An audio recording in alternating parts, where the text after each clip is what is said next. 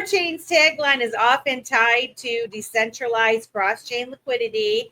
Can you break that down like you're explaining it to a friend who's never heard of blockchain before? What problem does it solve for regular crypto users? So you're saying, for example, like XRP users would be able to exchange their XRP cross-chain without an intermediary telling them that they have to be KYC'd and all of that. Is that the way? Yes. I understand it? Yes. So basically, ThorChain is permissionless. You can swap asset to asset. So if we start with BTC, let's wind the clock back. This was a system that was meant to be peer-to-peer, between people. The idea of a centralized exchange was not in any way the vision of Bitcoin, right? To surrender the custody of your asset, to give it to a third party, and then they give you an IOU representation on a database, and that is your asset. And then you have to request your asset back, right? This is like the banking system all over again. So the problem it's solving is you want to go from asset A to asset B. That asset A could be XRP to Bitcoin, Litecoin, stablecoins, Ethereum, Doge, AVAX, on and on and on and on, right? Real layer one. So Stone asked me before this, he wanted me to address this. He says, tell me the difference between like ThorChain and something like Axelar, okay? So this is where definitions can get a little confusing. Let's talk about a bridge, okay?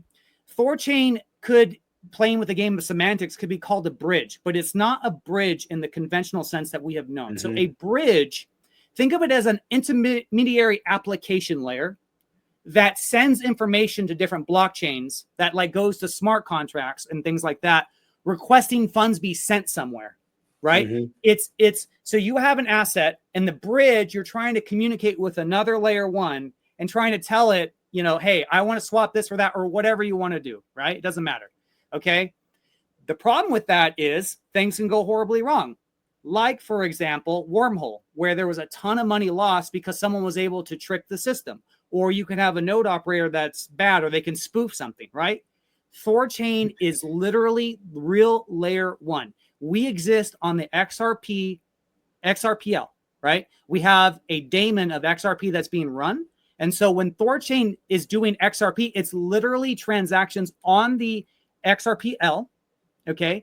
And then it's communicating through something called Bifrost. Again, I don't want to get too complex here, but it communicates, because ThorChain really doesn't know what's going on. Bifrost is what is the information from all the different daemons, and it uses that to send layer one. It validates it.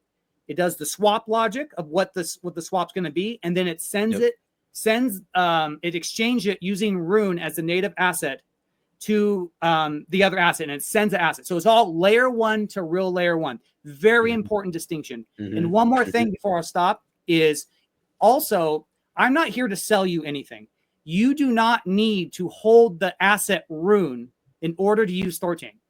I'm not telling you to buy nothing. I'm not telling you to do anything like that. Okay. I don't care. In fact, you should never buy an asset unless you fully understand what's at stake and what it is, right? ThorChain does not care if you hold Rune. It starts with the native asset, takes the fee out of that native asset, and then facilitates the swap and pays the gas on the various chains that's involved. That's how it works.